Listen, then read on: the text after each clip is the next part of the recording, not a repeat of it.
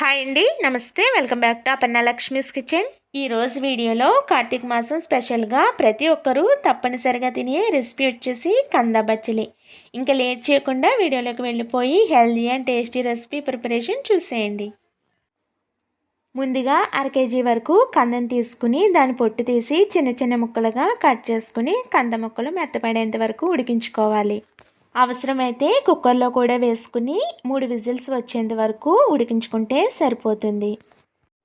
కంద ముక్కలు ఉడికేలోపు 2 లేదా 3 కట్టల బచ్చల కూరని ఈ విధంగా కట్ చేసుకుని శుభ్రంగా వాష్ చేసేసుకుని పక్కన పెట్టేసుకోవాలి.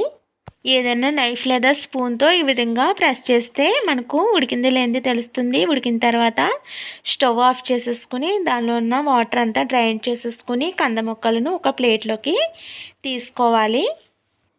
అవసరమైతే ముక్కలను మెత్తగా మ్యాష్ చేసుకోవచ్చు, లేదంటే వీడియోలో చూపిస్తున్నట్లుగా ఈ విధంగా చిన్న చిన్న పీసెస్కి అయినా కట్ చేసుకోవచ్చు. కర్రీ వచ్చేసి ముద్దలా ఇష్టపడే వాళ్ళు ఉంటే మెత్తగా మ్యాష్ చేసేసుకోవాలి, లేదంటే పొడి పొడిగా కావాలనుకుంటే మాత్రం ఈ విధంగా ముక్కలుగా కట్ చేసుకుంటే సరిపోతుంది. ఇప్పుడు స్టవ్ ఆన్ చేసుకుని ప్యాన్ పెట్టేసుకుని 3 నుంచి 4 టేబుల్ స్పూన్ల వరకు ఆయిల్ వేసుకుని ఆయిల్ వేడైన తర్వాత 1/2 టీ స్పూన్ ఆవాలు, 1 టీ స్పూన్ పచ్చిశనగపప్పు, 1 టీ స్పూన్ మినపప్పు వేసుకుని ఒకసారి వేయించేసుకోవాలి.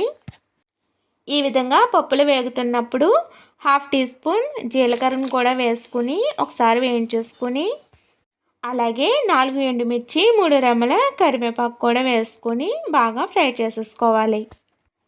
పోపులు బాగా వేగిన తర్వాత 1/2 చెంచా వరకు పసుపును కూడా వేసుకొని 4 పచ్చిమిర్చిని చిన్న చిన్న ముక్కలుగా కట్ చేసి వేసేసుకుంటే సరిపోతుంది. ఇక్కడ కార్తీక మాసం స్పెషల్ రెసిపీగా ప్రిపేర్ చేస్తున్నాం కాబట్టి ఉల్లిపాయ కానీ వెల్లుల్లి కానీ యాడ్ చేయలేదు. లాస్ట్లో కొద్దిగా ఇంగువను కూడా యాడ్ చేసుకోండి. ఇక్కడ వీడియో క్లిప్ అనేది మిస్ అయ్యింది. ఇంగువ వేస్తే ఫ్లేవర్ అనేది చాలా బాగుంటుంది. తర్వాత ముందుగా కట్ చేసి పెట్టుకున్న బచ్చల కూరను మొత్తం వేసేసుకొని బాగా ఫ్రై చేసేసుకోవాలి. మనకు కర్రీ అనేది గ్రీనిష్గా ఉండాలి అనుకుంటే మాత్రం మూత పెట్టకూడదు. అలాగే ఫ్లేమ్ని కూడా మీడియంలో ఉంచి మధ్యలో కలుపుతూ వేయించుకుంటూ ఉండాలి.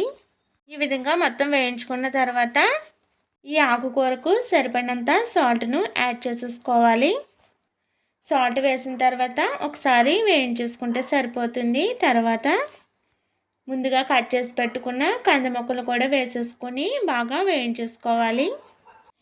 కంద ముక్కలు మొత్తం వేసేసిన తర్వాత కందకు బచ్చల కూర మొత్తం పట్టేలాగా ఒకసారి బాగా మిక్స్ చేసేసుకోవాలి.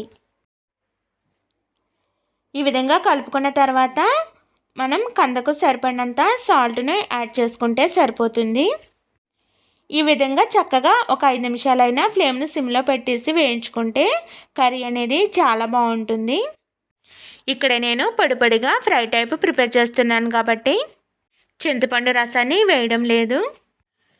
పులుపు ఇష్టపడే వాళ్ళు ఉంటే మాత్రం ఒక చిన్న నిమ్మకాయ సైజ్ చింతపండును రసం తీసి వేసుకుంటే సరిపోతుంది. లేదంటే ఒక అరచెక్క వరకు నిమ్మరసాన్ని యాడ్ చేసుకోవచ్చు. నిమ్మరసం మాత్రం స్టవ్ ఆఫ్ చేసేసుకుని వేసుకోవాలి. అంతేనండి, ఎంతో ఈజీగా చాలా టేస్టీగా ఉండే కమ్మని కంద బచ్చల కూర రెడీ అయిపోయింది.